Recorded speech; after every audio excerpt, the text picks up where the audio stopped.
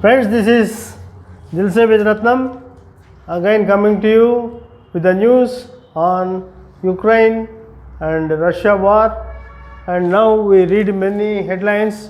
The US readies new Asia Pacific strategy to counter China. The confrontations with Putin, not Pushkin or Russian people, and so many other things we read now.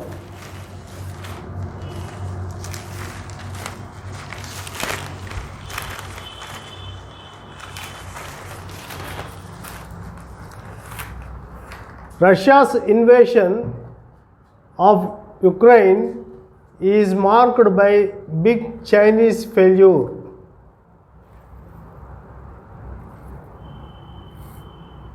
Russia's invasion of Ukraine is marked by big Chinese failure. What China has failed and how the war has erupted. How the war has erupted, for whose benefit? Russia and China of imperium of resentment and grievance.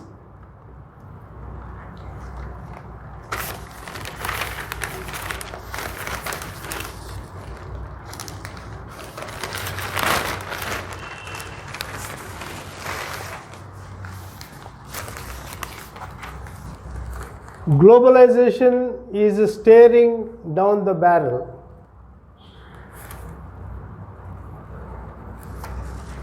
So friends, now we are discussing about this Ukraine and Russia war. The Russia is the mighty empire and Putin is mighty.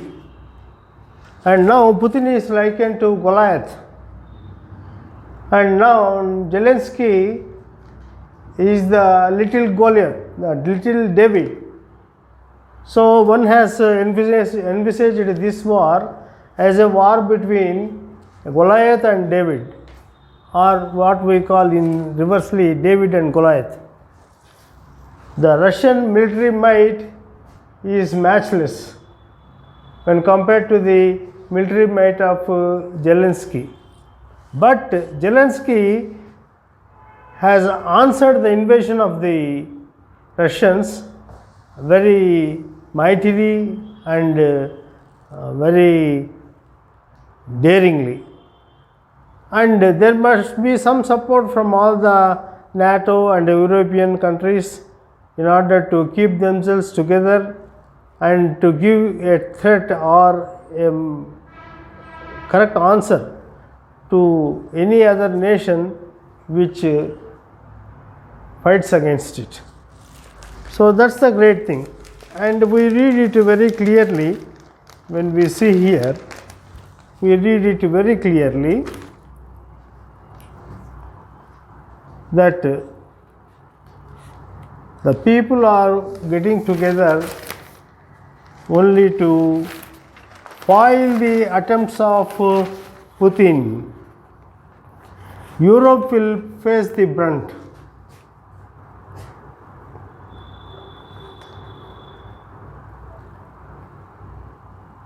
The direct impact of the events will of course be in Europe. This is continent ripped apart by two wars just 21 years apart. A continent wearied by the dreadfulness of the Holocaust. From those memories sprang both the European Union and NATO. The NATO and the European Union have taken birth only because of due to the fears that have developed during these wars, which have spread over 21 years. After the birth of these two organizations, European Union and NATO, the EU aimed at great economic ties that would bind the entire continent and prevent conflict. But there was more than that. So the European countries have formed together to form a union called European Union and made a euro, a currency common to all the countries, and the currency they thought would make good binds, good adhesive concept, and it worked beyond, and it went beyond. Now they are even fighting together also. So the people have a common enemy, and the common enemy is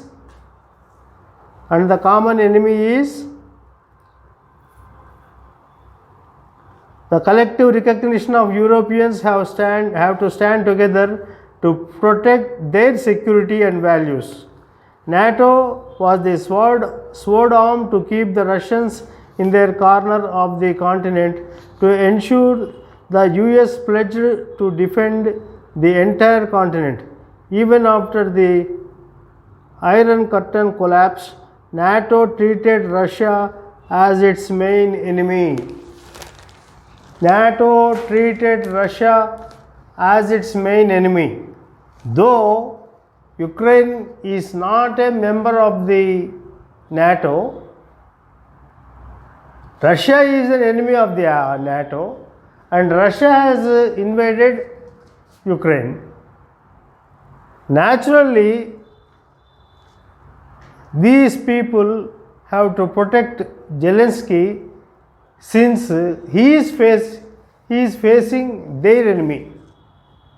He is facing their enemy, and who is also a Goliath. So Putin is the Goliath, the big man, the mighty man, the skilled warrior. Whereas Zelensky, a David, a small boy with no army and no skill of war. So who will win, whether it will be Goliath or David? Now in the modern world things may be different, but still this Goliath is now attracting the fury of all the NATO nations, Zelensky and all the European nations, International Monetary Fund, World Bank, NATO and European Union as such, because they are all one and they are against Putin. So the Goliath is slowly losing his weight and David is gaining some popularity and also strength. And efforts are on to close the war as early as possible. They are calling them to come for peace talks and everything. And these peace talks keep on going. I think, in my conception, the war also will going. It is unbelievable that 5,500 sanctions were imposed on Russia alone, and they have literally throttled the financial system of Russia. Though he made all his hedging safeguards may protect him to some time, but may not protect him for any longer. How I think the sanctions of IMF, the World Bank and all these things on a single mighty Putin knows his problems, Putin knows his limitations. That is because, as we read here, NATO was the sword arm to keep the Russians in their corner of the continent and ensure the US pledged to defend to the entire continent.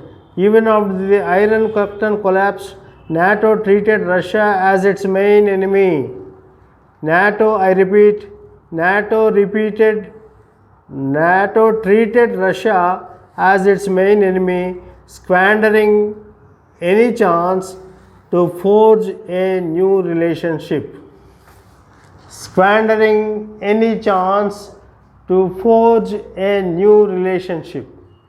So these are already defined unions, tested unions. They know, they have their own strategies to work on Russia. That's what I am sensing.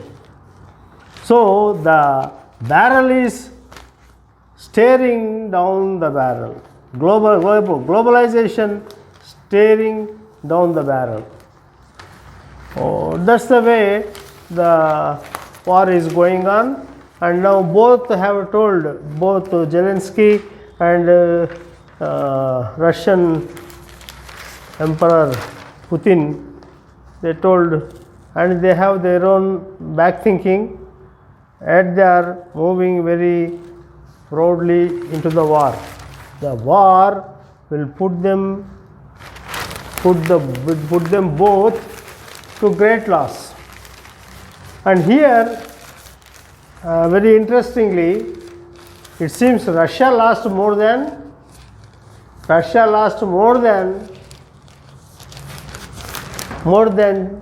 Ukraine. More tanks, more fighter jets, everything brought down just by missiles targeted on shoulder back. The missiles are going and hitting the flights, fighter jets, tanks, and all are falling down. And Russia is now counting its loss. How long can it count? How long can it support itself in the war, finance itself in the war? Is it possible? What are the views of the American people? They say, Zelensky, you please take shelter, we will do the war. But Zelensky is not consenting to all that. I will never hide. I will fight and die with my people in my nation. I will not come to you unless you should come and honor the promises that you have made for the NATO. So the NATO have sent the required military personnel and everything, and now the war is going. The war is going on in a phase which the mighty Putin have never dreamt of.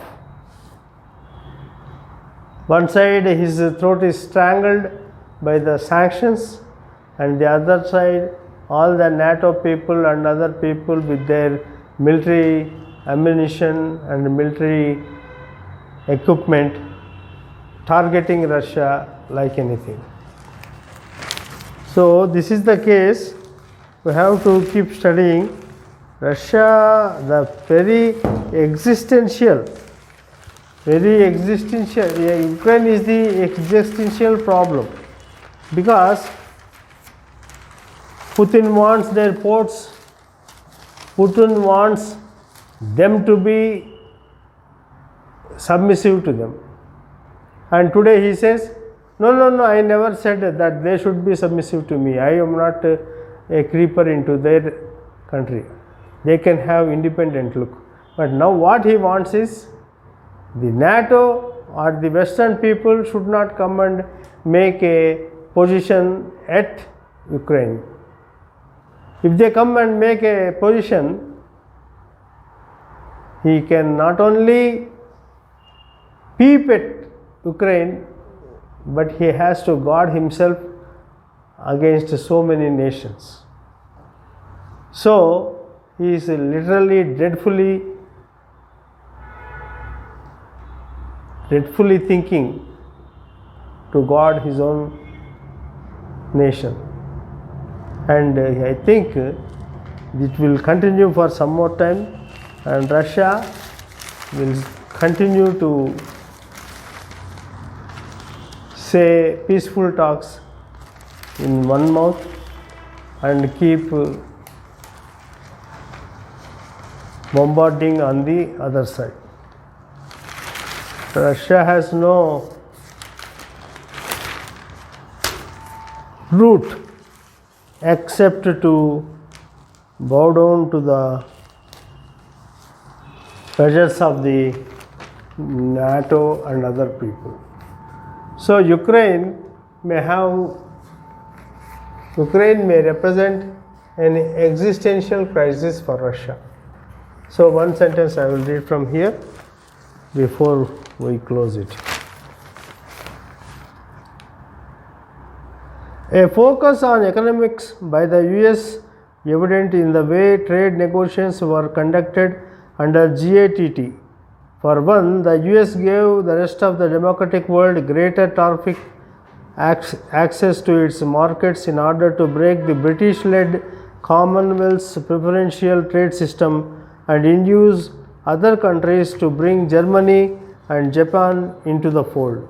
This last part was not easy, as these were the very countries that started World War II. But the US correctly recognized that it was an appropriate time to bring the two into democratic fold. We thus had two opposing economic and political formations. A less important emerging part of the globe was the mass developing economies, or the so-called least developed economies, LDCs, of the colonial era that emerged in continental Africa, Latin America and Asia as mixed political systems, including the guided democracies of East and Southeast Asia and the socialist economies of the South Asia. The GATT was enormously successful. The nearly 7% compound growth witnessed in the world trade between 1950 and 1980 or so was largely responsible for the current day prosperity of East and Southeast Asia, as also parts of Latin America. It was largely this that led most of those countries to move into democratic fold, with the fastest growing forming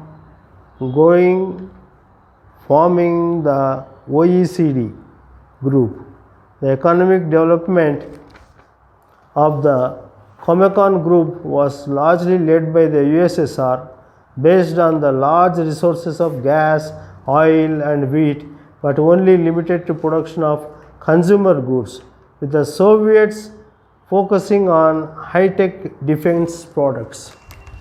So the Soviet people are focusing on high-tech defense products. The Cold War was actually beneficial to the LDCs. For example, India had poor political relations with the US in the 1960s and was much closer to the Soviet bloc. Yet during the war with the China in 1962 and the Great Drought in 1965 to 66, it was the US that came to the rescue of India. India was the world's largest democracy and had to be helped.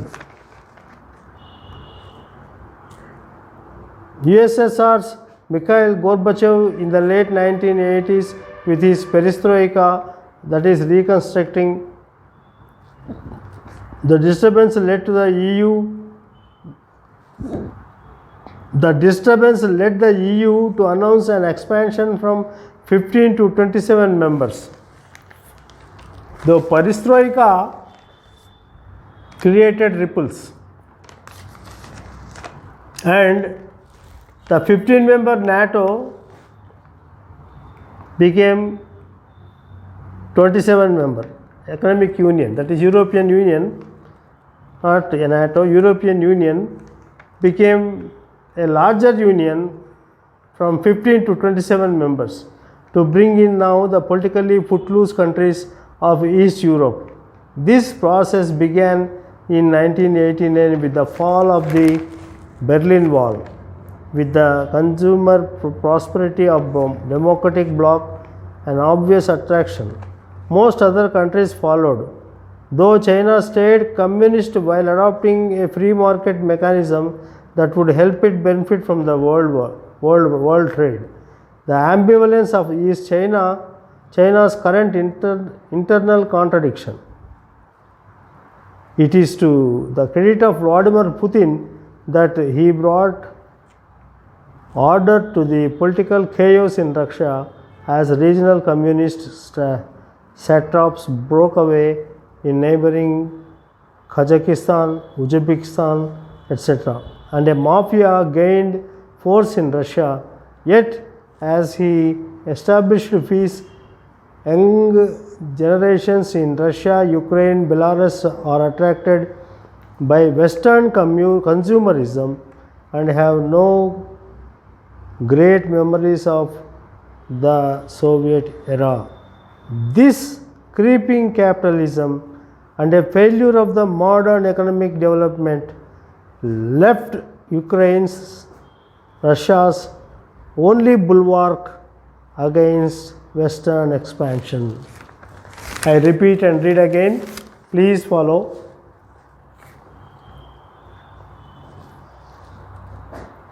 Yet, as he established peace, younger generations in Russia, Ukraine, Belarus are attracted by Western communism and have no great memories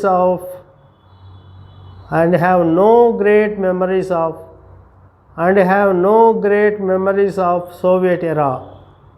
This creeping capitalism and a failure of the modern economic development left Russia's only bulwark against Western expansion. That's what Ukraine is the only bulwark, only hindrance.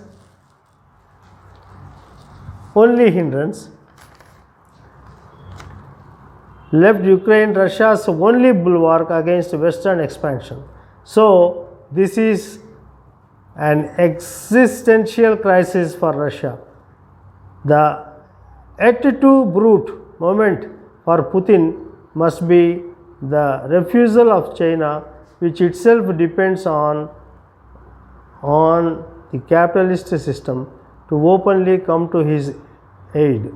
Putin may subdue Ukraine, but he is fighting a losing battle as the world remains unipolar in economic terms. As the era of democratic dividend fades, so will Putin's power. He needs an honorable exit. Who will play that role next remains unanswered. Just you focus here.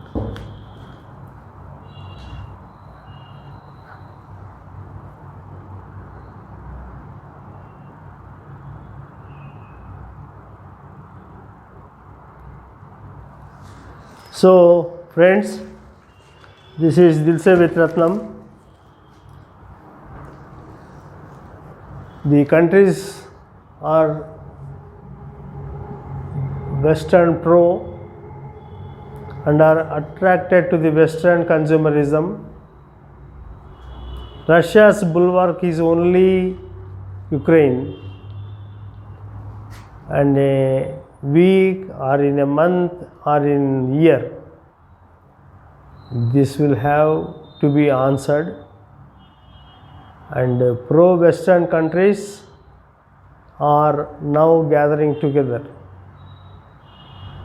to safeguard their own interests and also to guard the Euro and the European Union. So the 15 countries have become 27. Now it may become 31 or 32 or 35. So naturally, the ball is rolling and ice is gathering. And as it is told here, the Putin will have to retreat and keep back. And that will be seen in the days to come. So till we meet again in the next episode, this is Dilse with Ratnam signing off. Thanks for listening. Subscribe Dilse Ratnam and hear to the Goliath and David story taking its own shape in the modern world. Bye.